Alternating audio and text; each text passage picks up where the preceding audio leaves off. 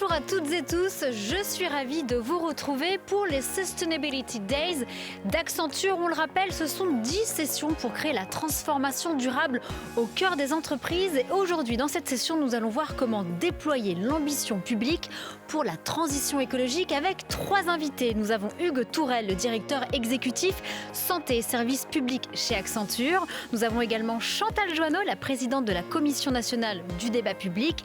Et enfin, nous avons Enrel Prieto, fonctionnaire et surtout chef de projet chez The Shift Project. On commence tout de suite avec vous, Hugues Tourelle.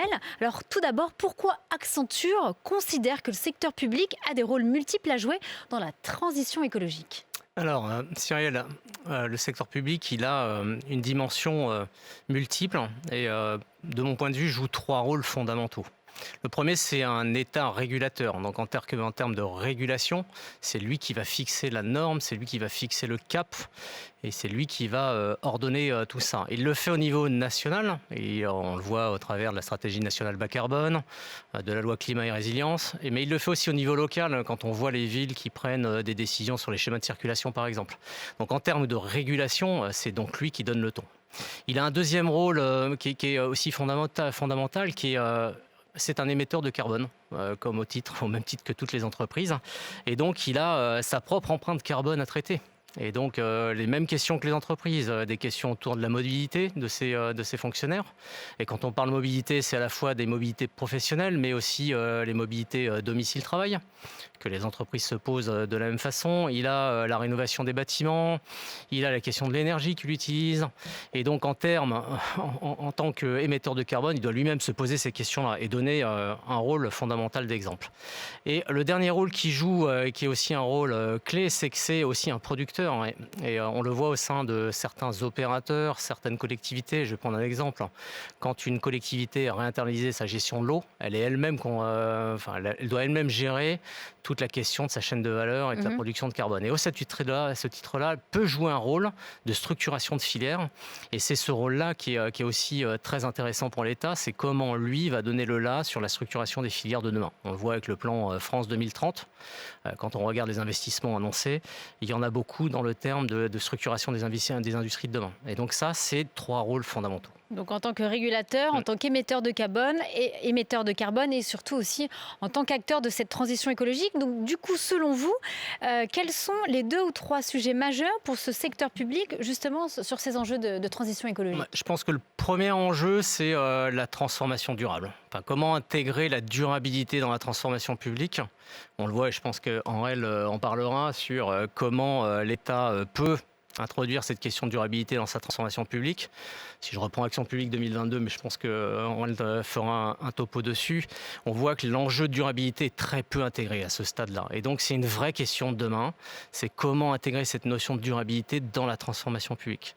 Le deuxième enjeu clé, je le mettrai auprès des usagers, comment intégrer cette durabilité, cette transformation durable jusqu'au dernier kilomètre, c'est-à-dire comment délivrer les politiques publiques à l'usager. Ce qui veut dire intégrer l'usager dans cette transformation durable. Et on voit que là aussi, il y a beaucoup de travail. Je pense que Chantal en parlera. Il y a une vraie question autour de comment embarquer l'ensemble du corps sociétal français dans cette transformation. Eh bien, effectivement, nous allons continuer donc du coup avec Chantal Joanneau. Effectivement, vous qui étiez au cœur de l'action publique, dans l'administration, à l'ADEME et au gouvernement, que pensez-vous de ces 3 rôles ? C'est le secteur public dans son ensemble qu'il faut envisager. Effectivement, c'est l'État, mais les collectivités, les différents opérateurs, parce que chacun pris isolément ne pèse pas beaucoup. Dans ces différents rôles, nous, on voit surtout le rôle de régulateur. On oublie souvent les autres rôles. Et c'est vrai que moi, je trouve que le secteur public dans son ensemble a deux problèmes. C'est la transparence. C'est la question de la transparence sur comment sont prises les décisions, comment sont mises en œuvre les actions, comment le citoyen du coup est impliqué dans les petits choix qui sont faits et leur mise en œuvre, et la redevabilité. Le vrai sujet, c'est la redevabilité. C'est on en est où, qui garantit que les chiffres donnés sont vraiment sincères, et c'est valable pour le secteur public en particulier, parce qu'il donne le là, surtout en France. Sur beaucoup d'autres secteurs. C'est pas lui qui fait tout, mais il donne vraiment le là, il donne vraiment le ton. Donc les choses ont énormément bougé C'est incroyable, il y a des choses qu'on n'aurait jamais dites il y a 5 ou 6 ans. Donnez-nous des actions. Moi, je regarde par exemple sur la politique agricole. La politique agricole, il y a des enjeux par exemple sur le bien-être animal. Alors on n'est pas que sur les sujets climatiques, on est sur d'autres questions. Mais il y a 6 ans, mais jamais vous n'auriez utilisé le terme de bien-être animal au sein du ministère de l'Agriculture. Jamais.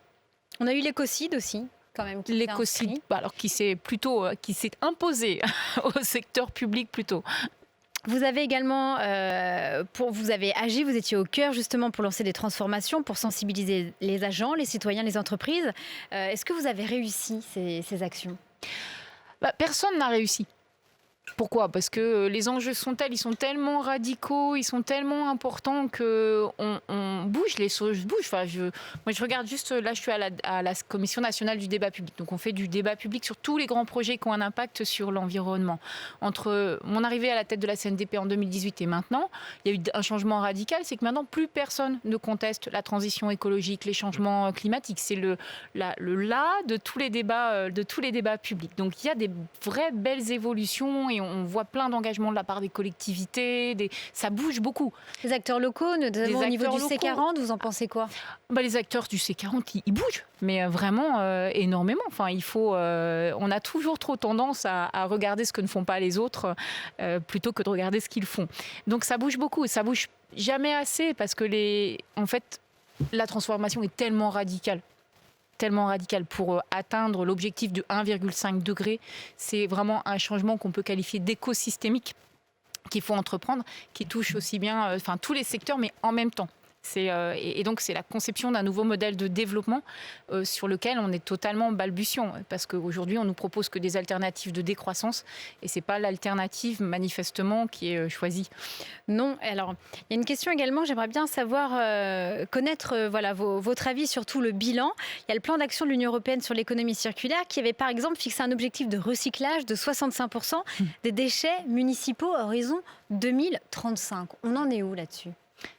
Sur tous ces objectifs, on est très doué pour se fixer des objectifs. On le voit d'ailleurs sur la COP à Glasgow. On n'a pas forcément la bonne feuille de route pour y arriver. Mais on n'a pas la feuille de route. On n'a pas la feuille de route parce que le plus dur, c'est la transition et c'est d'identifier les gagnants et les perdants et toutes les mesures de compensation. Et d'ailleurs, l'un débat public qu'on a fait sur la programmation pluriannuelle de l'énergie, donc c'est vraiment les grands changements de la politique énergétique.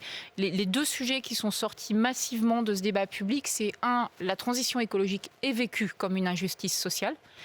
Elle est vécue comme telle. Ça ne veut pas dire qu'elle l'est, mais elle est vécue comme telle. Et deux, on veut qu'elle soit territorialisée. C'est-à-dire que les grandes politiques nationales, on n'y croit plus. On veut des politiques territorialisées. Bien, on peut creuser tout ça avec Ángel Prieto. Vous avez sorti une étude chez The Shift Project, le think tank, décarboner l'administration publique, sortie donc il y a quelques semaines, en octobre 2021, où notamment on pouvait lire que l'administration publique représente 20% de l'emploi en France. Qu'est-ce que vous pouvez nous dire sur cette étude ? Donc, tout d'abord, j'aimerais revenir sur ce qu'évoquait Chantal Joanneau lié à la radicalité de la transformation qu'il va falloir opérer. Donc, pour rappel, on s'est fixé un objectif de neutralité carbone à échéance 2050. Au niveau européen, on veut diminuer de 55% les émissions de gaz à effet de serre à horizon 2030. Donc, ça implique de réduire de plus de 5% par an les émissions de carbone. Et donc, cette réduction de plus de 5% par an, quelque part, c'est le même effet qu'a eu le Covid sur nos économies. Ça montre bien la radicalité de la transformation qu'il faut entreprendre. Ce qui justifie d'ailleurs que des fonctionnaires s'engagent et travaillent à grande échelle, comme je l'ai fait, pour faire avancer cette transformation, en particulier au niveau de l'administration. Alors pourquoi l'administration ? Déjà parce que, comme l'expliquait Hugues, c'est donc un émetteur de carbone avec 20% de l'emploi en France et donc plus de 5 millions d'agents. Donc à ce titre, ce sont des déplacements de personnes, ce sont des bâtiments, ce sont des achats, c'est de l'alimentation. Également parce que l'administration peut jouer un vrai rôle de catalyseur et donc entraîner d'autres secteurs à sa suite. En général, au niveau de la transition écologique, on a un problème un peu de la poule et de l'œuf. C'est-à-dire que si on prend l'exemple des voitures électriques, par exemple, tant qu'il y a peu de bornes de recharge, les utilisateurs n'ont pas d'incentive à avoir des voitures électriques. Tant qu'il y a peu de voitures électriques, il n'y a pas d'incentive à produire des bornes de recharge. Et donc ça va créer des cercles un peu de blocage Et l'acteur qui peut débloquer ça, je pense, c'est l'administration. Et la dernière raison pour laquelle je pense que s'intéresser au fonctionnement de l'administration, c'est essentiel, c'est parce que ça permet de monter en compétences pour ensuite produire des politiques publiques qui soient pertinentes d'un point de vue de la décarbonation. Donc nous, ce que nous avons constaté au niveau de notre étude, c'est que les leviers de transformation bas carbone pour l'administration sont globalement bien connus. Aussi bien sur l'alimentation que sur les achats, que sur les bâtiments, que sur les transports. Globalement, on sait quoi faire. Ensuite, nous avons vu que le mouvement est enclenché. Il y a des initiatives, nous pourrons y revenir tout à l'heure, qui sont actuellement lancées en termes d'obligations de rénovation des bâtiments publics, en termes d'approvisionnement plus durable, typiquement sur les cantines scolaires, même si c'est à petite échelle. Donc il y a quelques actions qui sont déjà lancées, une dynamique, mais néanmoins, ces actions restent insuffisantes au vu de la radicalité de la transformation qu'il faut opérer. Déjà, il y a un gros défaut de connaissance. Nous avons eu beaucoup de mal à établir un état des lieux au point T égale 0 des émissions de gaz à effet de serre de l'administration, parce que les bilans carbone ne sont pas là. Comment faire des plans de transformation qui soient pertinents et qui soient bien ciblés si on ne sait pas d'où on part? Ensuite, les objectifs pourraient être plus ambitieux et on voit également que certains volets sont très peu traités. Par exemple, le volet de la commande publique, qui correspond quand même à 200 milliards d'euros par an, semble un peu un angle mort des politiques de décarbonation de l'administration, en tout cas, semble insuffisamment traité. Et finalement, cette intégration de durabilité un peu à toutes les transformations publiques pourrait, je pense aussi, être bien plus présent. Et Hugues pourra probablement en dire davantage. Merci Andrel. Alors j'ai vu Chantal qui a quand même haussé les sourcils. Qu'est-ce que vous aimeriez répondre à Andrel?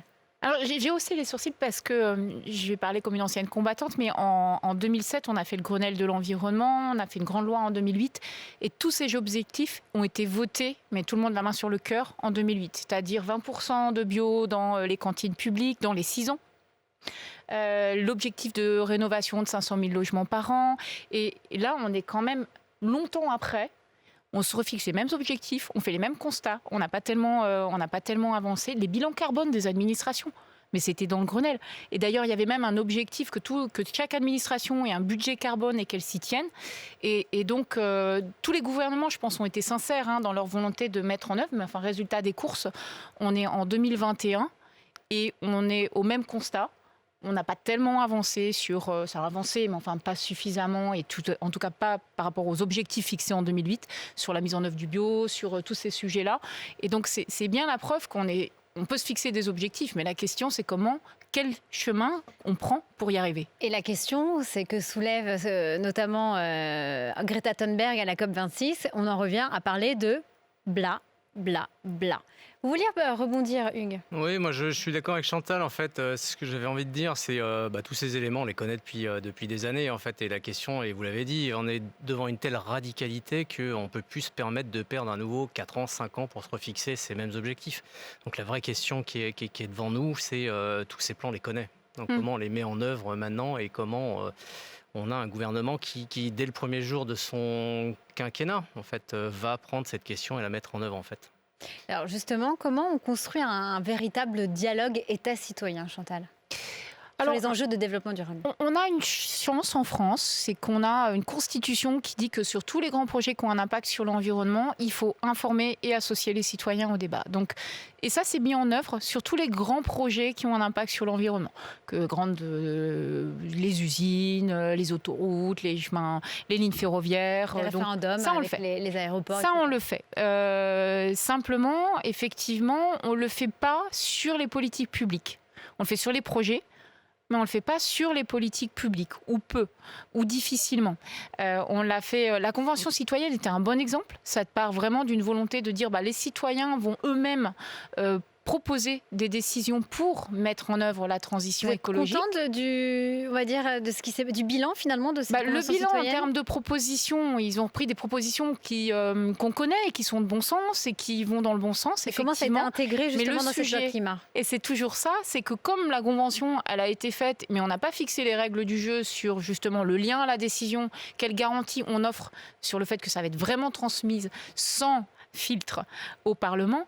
Ça n'a pas été clairement dit. C'est repassé par un filtre administratif qui fait qu'on a perdu en ambition par rapport à ce que les citoyens ont proposé. Andrel, vous voulez rebondir ? Oui, je vois un parallèle très intéressant entre ce qu'évoquait Chantal à l'instant, lié à l'intégration des citoyens à la politique publique, donc cette nécessité, et le concept plus de décarbonation de l'administration, où on pourrait imaginer associer davantage les fonctionnaires, donc partie prenante de l'administration, en leur donnant plus de pouvoir pour lancer des projets de transformation, justement. Et ce sont eux qui connaissent le mieux, en fait, finalement, le fonctionnement, et à qui, si on explique un peu quels sont les leviers qu'ils peuvent activer, pourrait lancer des initiatives intéressantes. Et Chantal, j'ai une question. Comment justement on travaille à cette acceptabilité justement sociale et économique avec ces mesures-là vis-à-vis des citoyens ? Est-ce que, in fine, ça ne se réduirait pas finalement à une question de pouvoir d'achat ? Alors, je ne pose pas la question en termes d'acceptabilité. C'est-à-dire que la nécessité de la transition écologique, honnêtement, elle est complètement partagée par les citoyens, par les fonctionnaires, par les agents publics dans leur ensemble. L'objectif est partagé, donc ce n'est pas un problème d'acceptabilité, mais de faisabilité. C'est quoi les conditions de faisabilité de cette transition ? Donc oui, le sujet central, c'est la justice de la transition écologique. C'est-à-dire qu'il y a des perdants et des gagnants. Il faut compenser les perdants ou proposer des mesures alternatives. Et ça, c'est un sujet qui est complètement... Il faut que ce soit accepté, ces mesures alternatives, et qu'elles puissent correspondre à l'ensemble des... Mais tout ne sera pas accepté. D'ailleurs, c'est un peu bizarre de penser que quand on parle de transition écologique et d'environnement, il faut forcément parler d'acceptabilité.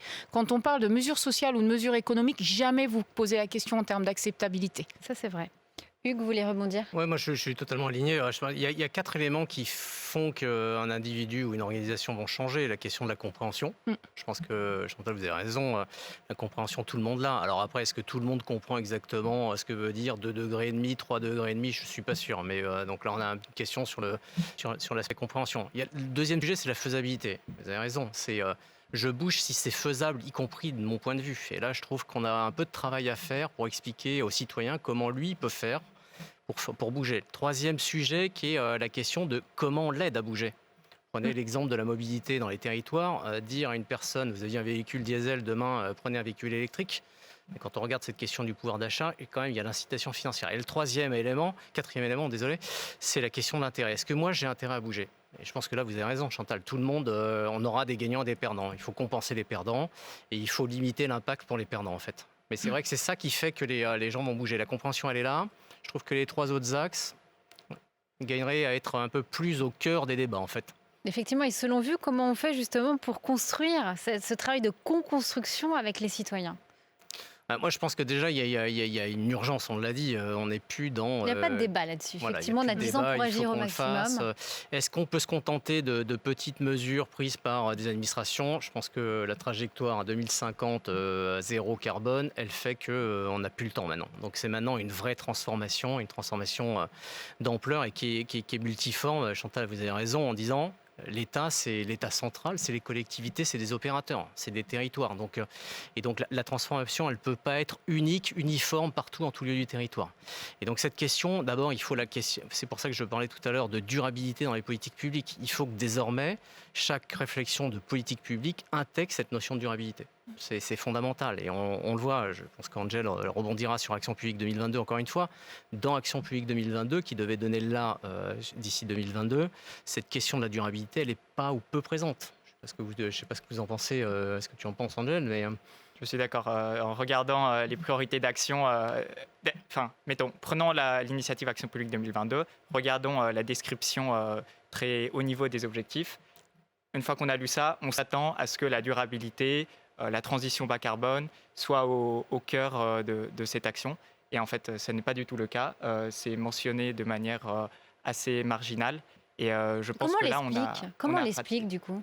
Parce que si tout justement les voyants sont au rouge, si on va dire c'est quand même on va dire cette prise de conscience elle est universelle. On le voit bien dans toutes les COP, dans toutes les réunions internationales, dans tous les sommets, que ce soit au cœur du G20, à l'UICN, au COP 25, au COP 26, etc. Comment on explique dans ces cas-là que cette prise en compte elle n'est pas obvious, elle n'est pas évidente ? Moi, je pense que beaucoup d'acteurs se sentent quand même un peu démunis. Il peut y avoir des résistances liées au fait qu'il y en a qui sont des perdants, très bien. Mais je pense qu'il y a aussi un vrai enjeu de formation. Au-delà de la simple sensibilisation, on peut s'accorder sur le fait que la compréhension globale du fait qu'il y a aujourd'hui urgence est assez partagée. Néanmoins, une fois qu'on a compris ça, on peut se demander qu'est-ce que je fais. Et ce qu'est-ce que je fais tout en étant pertinent, c'est quelque chose qui, je pense, n'est pas suffisamment maîtrisé encore. Que ce soit au niveau des élus, au niveau des politiques, ou bien au niveau des fonctionnaires, et également au niveau des citoyens. Là, il y a un vrai enjeu, je pense, de formation très large de tous les acteurs. Alors, on veut quand même des bonnes nouvelles dans cette session, notamment dans votre étude Décarboner l'administration publique. Il y a aussi de bons exemples, justement, des belles initiatives. Est-ce que vous pouvez nous en dire un peu plus entre elles ? Je pense qu'on peut en citer au moins 3. La première, c'est des fonctionnaires qui s'engagent. Donc Ça veut dire quoi ? Des fonctionnaires qui vont se constituer en réseau, sans attendre nécessairement qu'il y ait une institutionnalisation de la décarbonation de l'administration, et qui vont pousser de leur côté pour augmenter la dose de connaissances qu'on a aujourd'hui sur la manière d'activer effectivement les leviers qu'on connaît, sur les échanges de bonnes pratiques pour savoir comment est-ce qu'on peut répliquer une initiative qui a marché à petite échelle pour les s'aimer sur le territoire. Ouais. Exactement. Donc ça, c'est un premier type, je dirais, de bonnes nouvelles. Ensuite, il y a un deuxième type de bonnes nouvelles qui est lié au lancement de l'initiative Service public éco-responsable. Donc, qu'est-ce que c'est que Service public éco-responsable ? C'est une initiative un peu chapeau qui contient 20 actions qui sont obligatoires pour tous les agents de l'État et ses opérateurs. Donc, ça fait quand même 2,5 millions d'agents et qui donc concernent aussi bien les bâtiments, la mobilité, les achats, l'alimentation. C'est une initiative qui pourra être plus ambitieuse dans les années à venir. C'est une initiative qui pourra être élargie au-delà du simple cercle de l'État aux collectivités territoriales et à la fonction publique hospitalière pour concerner l'ensemble de l'administration. Mais je pense que c'est déjà un premier pas qui a ceci d'original d'y associer une communauté de fonctionnaires en plus d'un simple syllabus de mesures. Chantal Joanneau, comment justement les agents peuvent-ils s'emparer et utiliser au mieux ces initiatives ? Il y a beaucoup d'effets de réseau, effectivement de bonnes pratiques à dupliquer. Là, vous avez cité des pratiques de l'administration, mais dans les collectivités, il y en a des tonnes, beaucoup à l'échelle de petites communes d'ailleurs. Il y a un engagement actuellement dans les communes rurales extrêmement important sur ces sujets-là. Et alors, eux, ils sont plus que sur de la co-construction, ils sont même sur de la co-décision par rapport à ces ambitions écologiques. Enfin, c'est frappant. Je préside un jury des trophées de la participation. On a un nombre de dossiers et les meilleurs dossiers viennent de ces collectivités. Donc c'est une très bonne nouvelle. Ça prouve aussi que la transition dans les zones rurales, mais elle se territorialise, c'est-à-dire que c'est apparu aussi pour eux comme une des solutions à leurs difficultés. Donc, vous vouliez des bonnes nouvelles, il y en a. Mais on veut il y en a aussi beaucoup. Des bonnes nouvelles. Mais vous en avez d'autres à nous citer, par exemple ? Oui, on en a d'autres. Moi, je vois beaucoup une multiplication de grands projets extrêmement positifs par rapport à la transition écologique. On en voit beaucoup, effectivement. Comment on fait pour généraliser, que ça devienne quelque chose de plus global et puis pas de se dire que ce sont dans des petites communes rurales ? C'est dupliqué. C'est vraiment montrer, voilà, ça se fait, ça existe à tel et tel endroit. Ça passe beaucoup par les réseaux. Là, on parlait des maires ruraux. Ça peut être les réseaux de l'Association des maires de France et qui vont impulser ces dynamiques. Puis ça passe par le citoyen. Il faut aussi qu'il élise les bonnes personnes. Pardon. C'est vrai qu'effectivement, le pouvoir est également au bureau de vote. Vous, Hugues Tourelle, effectivement, qu'est-ce que ces enjeux de transformation durable apportent à l'État, selon vous, et à ce secteur public ? À mon avis, plusieurs éléments. D'abord, le premier, c'est un enjeu. L'État doit être ce qu'on appelle rôle modèle. C'est-à-dire, il peut être régulateur, mais s'il ne montre pas lui-même l'exemple, c'est quand même un peu compliqué. Donc, et je rejoins Chantal. Ça, c'est la base, normalement. Voilà, c'est la base, ces éléments. Moi, je pense qu'ils le font. J'aurais envie de citer, je pense que la période du Covid a montré quand même un élément fondamental. C'est la dépendance de la France vis-à-vis des marchés extérieurs. Et on le voit encore sur le marché des énergies fossiles. C'est un moment majeur pour repenser nos approvisionnements. C'est un moment majeur pour repenser une politique industrielle différente de la France. C'est pour ça qu'on a Arnaud de Montebourg qui parle de relocalisation partout. Mais je pense que tout le monde en parle. Et je pense que la France fait, et le fait plutôt bien. Mais il faut accélérer. Je pense que des initiatives comme le plan France 2030, c'est une vraie bonne initiative et un vrai bon élément. Moi, je pense qu'il faut le prendre. Cette transition écologique, elle va nécessiter des investissements massifs. Il ne faut pas se tromper.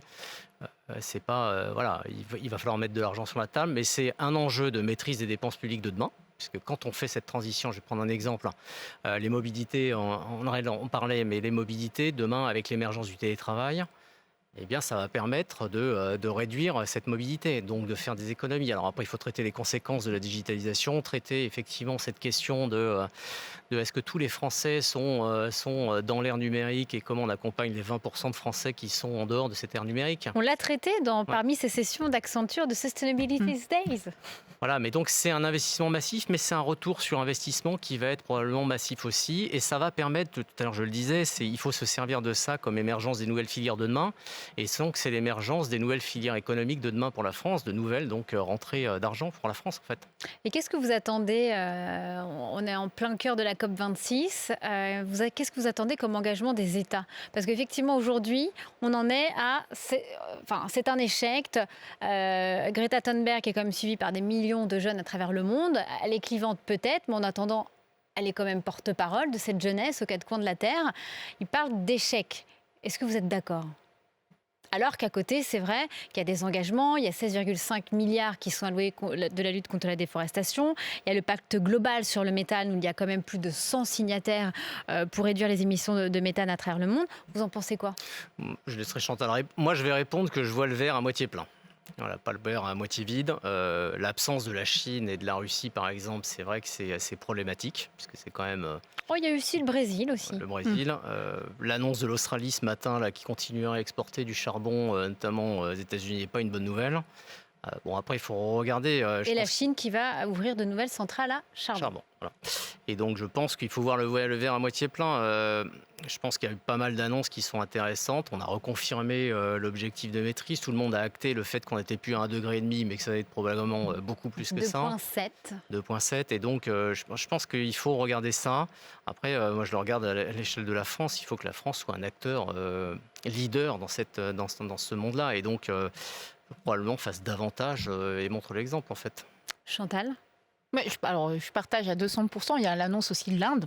Les engagements de l'Inde, c'est quand même une très bonne. Rappelez-nous. C'est aussi une très bonne nouvelle. L'Inde qui enfin prend des engagements très clairs effectivement sur. Alors c'est loin, évidemment.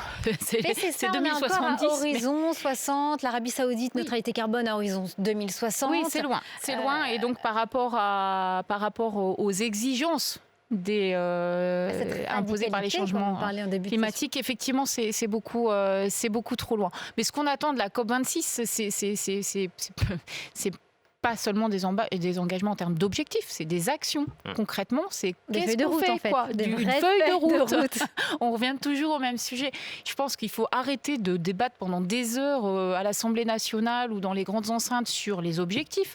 Il faut maintenant débattre sur des heures, sur les actions concrètes qu'on met en place. Alors, si je peux ajouter un point, parce que je pense que c'est essentiel, ça va devenir aussi un levier de recrutement demain. Moi, je le vois dans nos entreprises, Accenture y compris. C'est-à-dire, pour embaucher des jeunes, il faut leur garantir qu'il y a la RSE, il y a un enjeu de durabilité. Il y a une raison d'être, il y a un bicorp. Voilà, il y a une bicorp. Et effectivement, on n'arrivera pas à recruter demain si nous-mêmes, on n'arrive pas à démontrer ça, en fait. Et l'État encore plus, en fait. Ouais. Allez-y, Chantal. Pardon. Et ça supposerait aussi que les dirigeants l'incarnent pleinement. Ouais. Mais pleinement. Je veux dire que si vous dites qu'il faut s'engager dans la transition écologique, il faut que chaque jour, vous le montriez vous-même dans votre comportement. Au sein de toutes les parties prenantes de l'entreprise. Vous êtes un exemple. C'est comme quand, à l'époque, on disait il faut faire du sport. Le président de la République, il faut qu'il court tous les jours. Et comme ça, au moins, il montre qu'on peut être un professionnel responsable et faire du sport. Andrelle, qu'est-ce que vous voulez dire? On le rappelle, vous avez 25 ans. On peut dire que vous faites partie de ce mouvement Friday for Future. Est-ce que vous partagez tout d'abord, j'aimerais bien savoir, même ceux qui nous écoutent et qui nous regardent, est-ce que vous partagez les propos de Greta Thunberg? Ou elle est trop radicale pour vous? Ou elle est plutôt réaliste? Je pense que Greta Thunberg dit beaucoup de choses très intéressantes et que là où elle est pertinente, c'est qu'elle permet de pointer du doigt le fait que l'action n'est pas aujourd'hui à la hauteur. Pour revenir sur la question du recrutement, moi je partage tout à fait cette vision qui est de dire que finalement, pour continuer à rester attractif, aussi bien les entreprises que l'État, que l'administration publique vont devoir montrer qu'ils sont exemplaires sur les questions de décarbonation. Et pour moi, c'est aussi un des grands enjeux de transformation dans les années à venir. Qu'est-ce que vous aimeriez dire? Et vous également, qu'est-ce que vous attendez des États par rapport à cette COP26? Quel engagement? Est-ce que vous pensez que c'est pas assez? Est-ce que vous pensez qu'il y a beaucoup d'horizons lointains? Est-ce que vous pensez que les feuilles de route, pour le moment, elles sont assez légères? Elles sont trop légères, ouais, elles ne sont pas encore bien étoffées. Il n'y a pas véritablement d'action véritablement bien ancrée. Oui. Je pense effectivement qu'il faudrait assortir les objectifs de plans de décarbonation avec des échéances à court et à moyen terme qui montrent en fait qu'est-ce qu'on est en train déjà de faire ou qu'est-ce qu'on va faire d'ores et déjà, dès aujourd'hui et dès demain, pour enclencher effectivement le mouvement de décarbonation et réduire de au moins 5% par an les émissions, comme on l'a dit au début de l'émission. Chantal Joanneau, effectivement, s'il devait y avoir 2-3 engagements forts de la part des États, qu'est-ce que vous aimeriez entendre? Alors, moi, il y a un engagement que j'aimerais bien entendre, mais c'est sûr qu'on n'entendra jamais, c'est qui contrôle et qui vérifie. Voilà. Chacun prend des engagements, chacun dit qu'il va prendre telle et telle action, mais qui contrôle et qui vérifie? Définir un comité de suivi au niveau national. Et s'il y a bien un sujet qui a toujours bloqué dans les négociations internationales, c'est celui-ci. Mais déjà, rien que ça suffirait à faire bouger tous les curseurs. Très bien. Hugues Tourelle? Moi, je suis complètement d'accord avec la question du contrôle. Je pense et de la transparence. Voilà, c'est pas que contrôler, c'est la transparence aussi. Je pense qu'il faut rendre ça. Moi, je suis profondément européen, donc je me dis qu'il y a aussi un rôle pour l'Europe et que l'Europe joue pas suffisamment son rôle aujourd'hui. On voit et j'aimerais bien qu'il y ait un plan d'action européen avec un budget européen, une équipe projet européenne et qui embarque ces questions-là pour pousser tous les États et avoir une réponse unie à 27 en fait.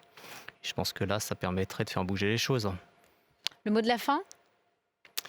Moi, je pense que le mot de la fin, c'est que tout le monde a compris, il faut passer à l'action.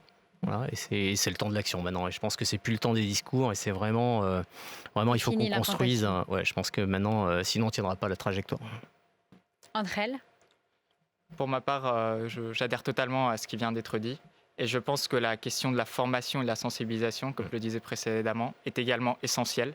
Et ce, non seulement au niveau de la formation initiale, parce qu'on a tendance à se concentrer sur ça, mais également au niveau de la formation de ceux qui sont déjà en place. Des dirigeants qui soient élus, qui soient haut placés dans l'administration, haut placés dans les entreprises, instaurer des formations obligatoires. Avec je pense aussi des obligations de résultats, parce que c'est bien beau de dire, voilà, il y a des solutions, mais si par derrière, on ne s'empare pas de ces exemples, de ces solutions, de ces initiatives dont on parle, et qu'il n'y a pas d'obligation de résultats, en fait, on aura fait quelques temps au sein du gouvernement, ou dans l'administration, mais en fait, on n'aura rien mis en place, ou alors on aura commencé un dossier, et puis on sait très bien ce qui se passe une fois qu'il y a le prédécesseur qui arrive, c'est forcément pas forcément mis en exergue. Donc je pense que c'est aussi avoir des obligations de résultats. On pourrait traiter d'ailleurs les budgets carbone comme on traite aujourd'hui les budgets financiers. Ce serait une bonne manière, je pense, de faire passer ces objectifs dans le management et dans les objectifs quotidiens de chacun. Chantal Joanneau. Oui, le budget carbone, effectivement, c'est pas la cerise sur le gâteau, ça doit être la base de l'action. Mais je pense que le choc du Covid et de la radicalité des changements qu'il nous a imposés font qu'aujourd'hui, il y a une rupture qui fait que je suis assez positive sur notre capacité collective, parce que c'est effectivement le public, le privé, c'est très collectif, à bouger et à affronter maintenant cette rupture. Enfin, je n'aime pas le mot de rupture, mais on est quasiment sur une rupture qui s'impose à nous. Donc du coup, on peut dire qu'on conclut cette session en regardant le verre à moitié plein, c'est bien ça ? Plutôt sur des choses, des petites notes positives. Pour rester optimiste. Voilà, on va rester optimiste. En tout cas, merci infiniment à vous trois pour ce temps d'inspiration. Hugues Tourelle, Chantal Joanneau et Andrel Prieto. Merci beaucoup justement de nous avoir inspirés pour ces Sustainability Days d'Accenture. Ce sont 10 sessions pour créer la transformation durable au cœur des entreprises et j'espère que vous avez pioché des bonnes idées. En tout cas, je vous remercie infiniment et à bientôt.